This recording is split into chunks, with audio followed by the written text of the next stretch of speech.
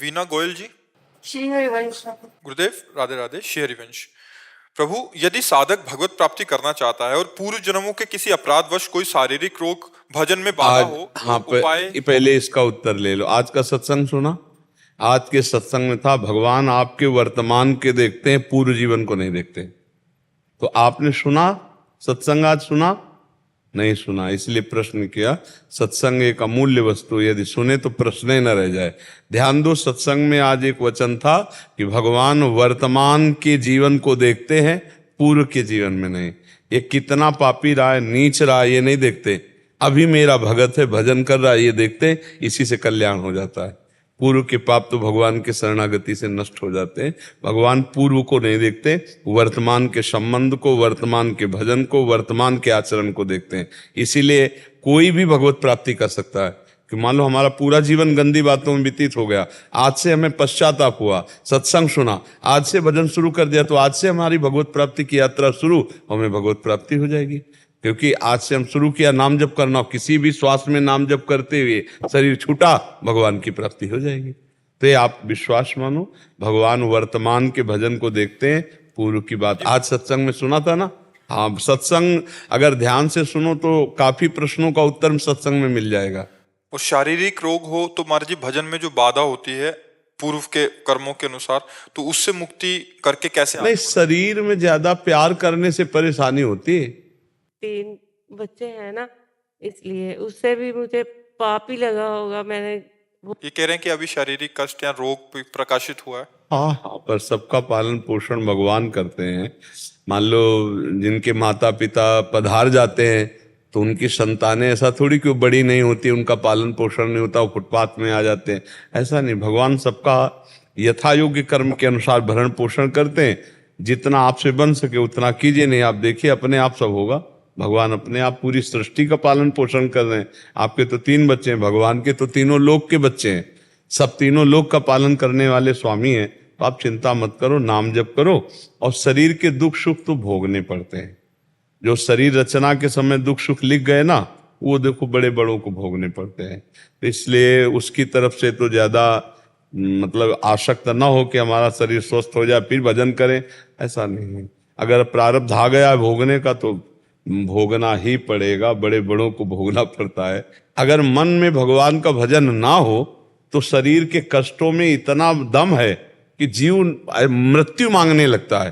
तो हमें लगता है कि अगर नाम जप हमारा चलता रहा तो हम हर कष्ट सह जाएंगे। नाम जप नहीं चला तो फिर बड़ा कष्ट, संसार फिर यही तो भोग हैं, नाना प्रकार के रोग, नाना प्रकार की विपत्तियां, नाना प्रकार के संकट कष्ट देते हैं। इसलिए चिंता न करे, नाम जप करे, तो उसी से सहने की सामर्थ्य आ जाएगी और उसी से परिवार का भी वो सब पोषण करते हैं, सब व्यवस्था करते हैं।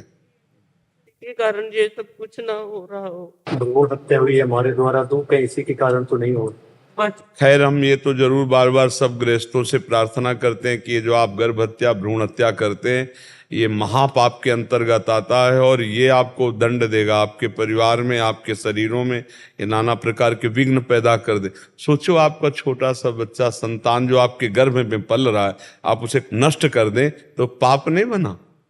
आपके आंगन में बच्चा खेले, एक थप्पड़ कोई मारे आके तो आपके कलेजे पे लगता है, और आपका बच्चा जो गर्भ में खेल रहा है आप उसको नष्ट करवा रहे। तो ये गलतियां सत्संग ना होने के कारण, संयम ना होने के कारण और नाना प्रकार की कुमार्गगामी प्रवृत्तियों के कारण, जैसे बच्चे मर्यादा से नहीं रह रहे हो, कभी ऐसा दोष हो गया तो फिर अब गर्भ हत्या करवाना, भ्रूण हत्या कराना, या संयम से गृहस्थ नहीं रह रहे, उनको संतान की आवश्यकता नहीं, असावधानी की, गर्भ रह गया अब उसको नाश करवा देते। ये महत पाप है, महापाप है। मतलब भगवान ही रक्षा करें। ये ऐसे पाप हैं कि वो तुम्हारे पूरे परिवार में अशांति पैदा करे रहेंगे। उनका मतलब बल बहुत विचित्र है। जैसे सोता हुआ कोई पुरुष, उसकी हत्या करना, गर्भ स्थित बालक की हत्या करना, किसी सोती हुई स्त्री की हत्या कर देना, ऐसे कई ऐसे महापापों में, ब्रह्म ऋषियों की हत्या कर देना, महापापों में आता है कि ये बहुत दंड देने वाले, गौ हत्या, ब्रह्म हत्या, ये सब बड़े बड़े पाप हैं। तो भ्रूण हत्या का पाप तो है ही। तो भगवान का भजन करती हो, अगर बन सके तो श्रीमद् भागवत का साप्ताहिकी पाठ करवा ले। मर्जी से नहीं किया। परिवार में रहते हुए तो मजबूरी में देखो, 3 को पाप का हिस्सा बराबर मिलता है। एक प्रेरक, करो ऐसा, और एक कर्ता जिसने किया, और एक अनुमोदन, बहुत बढ़िया किया। तीनों को बराबर दंड मिलेगा, पाप का बराबर दंड मिलेगा। तो अब ऐसा नहीं है कि कोई हमको प्रेरित करे हम पाप कर्म करें। बहुत सावधानी रखना चाहिए। जीवन निष्पाप भी तो हो सकता है। मान लो आप गृहस्थ में हो तो ऐसी सावधानी रखो कि गर्भ ही ना हो, संयम से रहो। जब आपको बच्चा नहीं चाहिए तो संयम से रहो। अब बेमतलब में आप जीव हत्या करोगे तो फिर उसका दंड तो भोगना पड़ेगा ना। चाहे बाहर आ जाए तो वो बच्चा है, गर्भ में है तो बच्चा है ना। अब उसको मारने का मतलब उसको ज्यादा पाप लगता है। जैसे बच्चा है, वृद्ध है, सोता हुआ कोई, इनको ज्यादा पाप लगता है। क्योंकि जैसे बच्चा है असमर्थ है, वृद्ध है असमर्थ है, सोता हुआ पुरुष या स्त्री असमर्थ है, आप उस समय मारने का जो तो बहुत बड़ा पाप लगता है। तो ये घर गृहस्थियों में प्रायः ये अपराध तो बन ही जाता है। कोई बिरला ऐसा होगा जो थोड़ा विवेकवान पढ़ा लिखा तो ऐसे संयम से, ऐसे सावधानी से कि गर्भ ही ना रहे, हमें नहीं चाहिए तो गर्भ ही ना रहे। और अगर फिर रह गया तो भगवान की इच्छा से कोई आएगा, राष्ट्रभक्त आएगा, कोई समाज सेवक आएगा, चाहे बच्ची आए चाहे बच्चा आए, आने दो, क्या परेशानी। और जब यह है कि हमें नहीं चाहिए तो आपको सावधान रहना है। गृहस्थी में सावधान रहो। बहुत से ऐसे उपाय हैं जिनके द्वारा आप सुरक्षित रह सकते हैं, हत्या भी नहीं होगी और आपका गृहस्थ धर्म भी चलेगा। तो अब जो हो गया उसके लिए परेशान मत हो। आप अगर कोई श्रीमद् भागवत का ऐसा मिल जाए, उसको कुछ दक्षिणा दे के 7 दिन भागवत का घर में पाठ करवा लो संस्कृत से। ऐसा जो कोई ब्रह्म ऋषि ब्राह्मण हो, जो भी शास्त्रों का ज्ञाता हो, उससे करवा लीजिए। शुद्ध अगर पाठ हो जाए तो अपराध मोचन पक्का हो जाता है।